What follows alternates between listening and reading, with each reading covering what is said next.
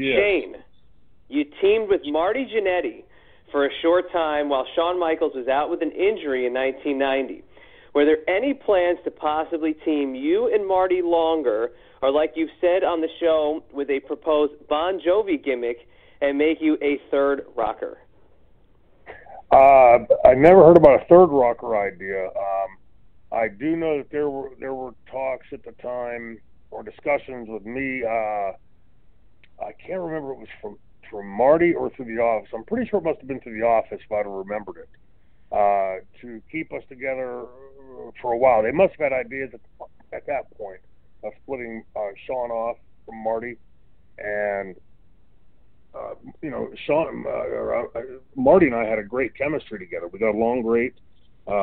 We worked well together. We had a lot of fun working in the matches.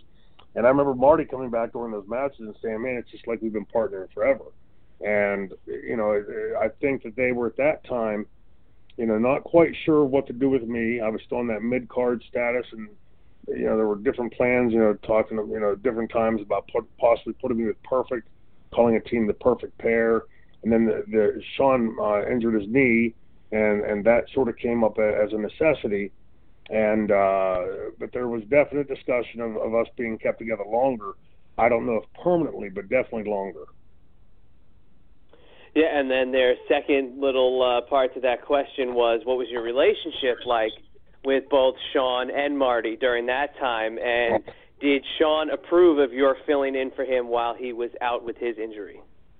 I don't know. At that time in 1990, me, Marty, Shawn, and Dustin Rhodes, everybody in the company called us the Four Amigos because where one of us was, the other three weren't far behind.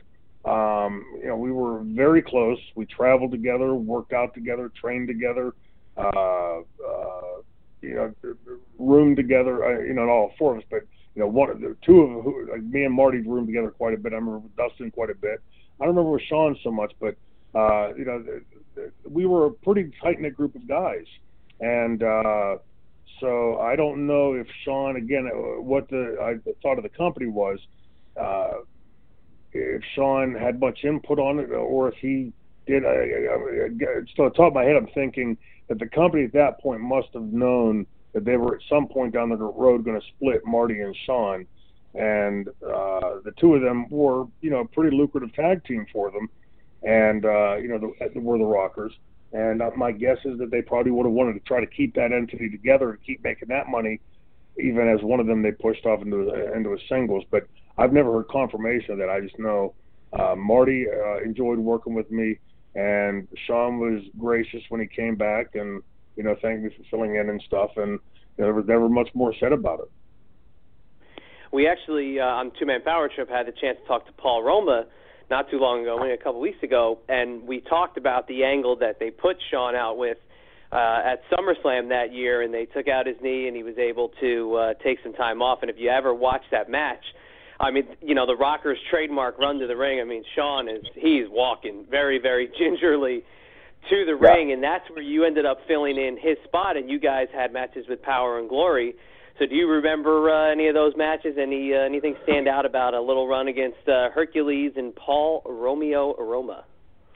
No, nothing more than they were both extraordinarily intense guys. It was, Marty, if anybody knows Marty, and certainly I know Marty, very bouncing off the wall type of guy, always got that little shit-eating grin on his face, up to something. Just a easy-going, fun-going guy.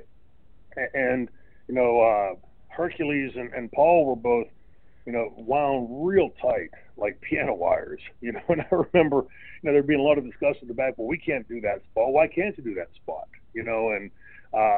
But working with them, I loved working with them.